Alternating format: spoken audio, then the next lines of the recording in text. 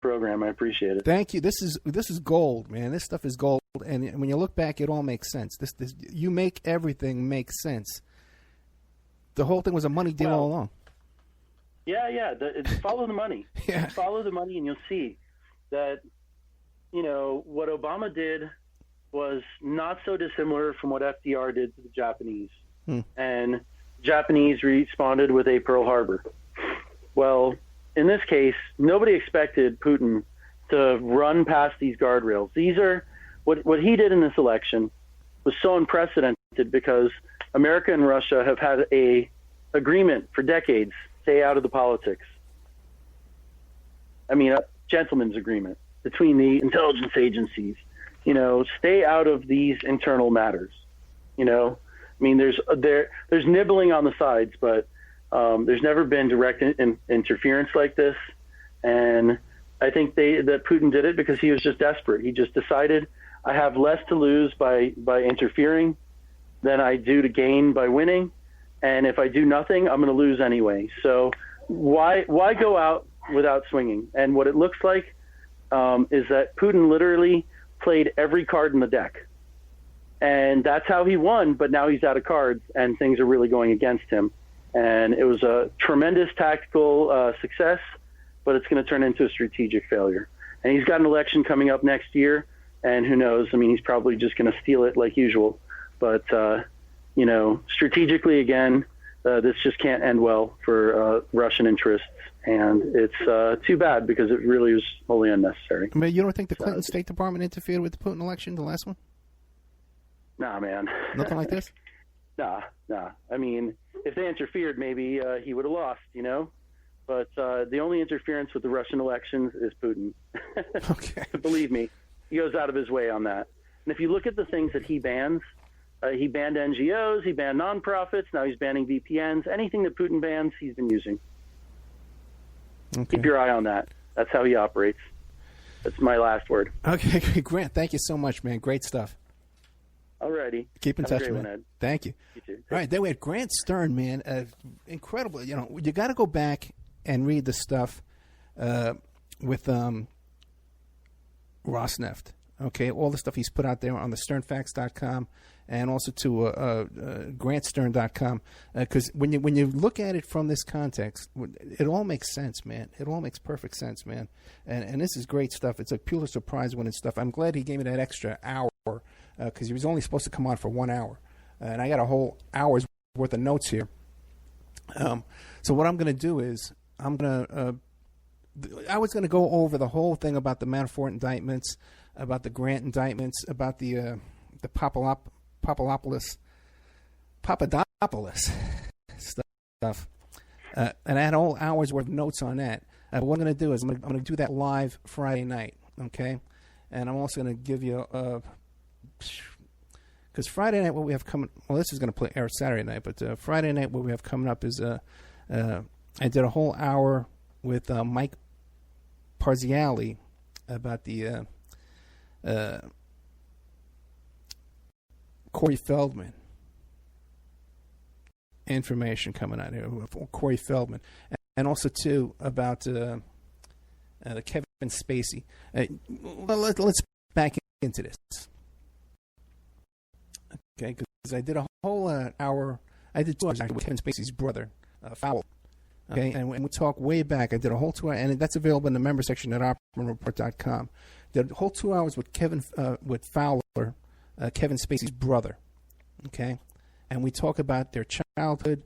Fowler accuses their father of molesting him. And he believes it happened to Spacey as well, but he doesn't come right out and say that. He alludes to Kevin Spacey's homosexuality, but he doesn't come right out and say that. And he also talks about, he comes right out and says that their father was a white supremacist, okay? And now all over town, that report, that interview I did with Fowler is being quoted all over the place with no credit being given to me whatsoever. Okay, but that's where it's coming from. You can buy it's I'm going to put it up for free. For now, $1.99 at OperaReport.com. And if you go back and you listen to that, and then you listen to InfoWars and everybody else quoting it, but they're quoting Fowler directly from my interview, and no one's giving me credit on that. Okay, but listen, am I upset about that? Okay. Am I complaining about that? No, because I just got 2 hours worth of Pulitzer Prize guaranteed stuff from Grant Stern. So I'm in a good mood. Otherwise, I would be in a very bad mood. So check that out, okay? One more thing, too, that I want to get out here is a little venting, okay? Because I wasn't expecting 2 hours from Grant Stern. I was expecting to do an hour of venting, okay? So one other thing I want to bring up here is check out the Las Vegas Review-Journal, okay? And you'll find they just did an extensive report, just came out, about how the Las Vegas Metro Police Department is now admitting that one of their police officers inside the Mandalay Bay during the Las Vegas October 1st shooting did discharge his weapon there. And it's conflicting reports even after they're admitting this now, which all this should have been. Listen, if a cop discharged his weapon that night at the Mandalay Bay, okay, besides the wound to the Paddock, that was in reports the first night, October 1st. October 2nd, the latest, okay? If it hasn't been, the cop who failed to report that should be up on charges. So this was known October 1st that at least one cop discharged his weapon inside the Mandalay Bay. You know, but it's only coming out now, okay? So what's going to happen is here, guys, is what I've predicted since the very first night of this incident, when I spent all night up listening to police scanners and talking to friends who were there, talking to witnesses that were on the scene. My first 24 hours of reporting on this story, it's all coming out now. Okay, that we had a bunch of panicky cops waving guns around, and it's many of these, I believe some of these injuries, these victims, it's going to be from friendly fire from officers discharging their weapons, and the panic that went on and the chaos that went on that night. And now it's coming out. And again, too, I've turned on a lot of interviews about what I know about what's going on there in Las Vegas. And now we have people quoting me without mentioning my name. Okay, all that. Okay, fine. Do whatever you want. Okay, because there's a lot more stuff I want to talk about that's important about this this week of indictments and fraud. So, Mr. Stern doesn't realize, okay, because we didn't talk off the air at all. He doesn't know anything about me, but he doesn't know that I've been involved in these kind of RICO investigations. Right, these RICO charges and RICO Act was created in order to prosecute my clients back in the 70s and the early 80s. The Pizza Connection, the Commission trial, the Persico trial, all this kind of stuff. And I talk about this and I'm in the book. You can look up a book on the Pizza Connection. They mentioned me, okay? Even as a kid in the trial. And what I want to go back to is say this, is just as a kid, as a fly on the wall, overhearing. I was a kid. I was 19, 20 years old when those trials came out. Okay, and my work on it was very small, basic stuff. But just sitting there and what I overheard back in those days. Today, 55 years old, working on these kind of cases, I would never talk out in the open the things I overheard back in those days. I am so guarded over when I'm working on a case right now. I'm so guarded of what I allow my discussions to be overheard with a client or with an attorney or whatever. Never in my life would I give anyone access to details of these cases that I had back in those days. Now, I've been saying from the very start here, before Trump won the Republican nomination, okay, just watching this, I said, Donald Trump is going to wind up in prison over this. This is what I predicted. And I posted one day on Facebook and I says, take a screenshot of this prediction. Donald Trump is going to wind up in prison. And then after he won the nomination, people started posting the screenshot and says, well, what do you say now, Ed? And then after he won the presidency, people posted the prediction. Well, what do you say now, Ed? Laughing at me. And I say, laugh back at you. This is what I do today. Okay, as Manafort is going to prison, and as our friend here, Papadopoulos, just avoided a 25-year prison term. Okay, my prediction is consistent. Donald Trump is going to wind up in prison. Okay, he may die in prison, and not because he's an outsider and he's spilling the beans on everybody and he's fighting the good fight for you and me. It's because he has always been a criminal from the very start. You hear my criminal from the very start. Roy Cohen, Abe Beam, all his activities way back in his early days, his connections with the Oh, the show's over. Okay. Thank you so much, American Freedom Radio. I'm going to be doing a whole hour on this Friday night on the Manafort indictments, Papadopoulos. What I see here going on here, I'm convinced Papadopoulos is turning tricks on everybody. But thank you so much, American Radio. Good night. Okay. I just got to fill up another 5 minutes.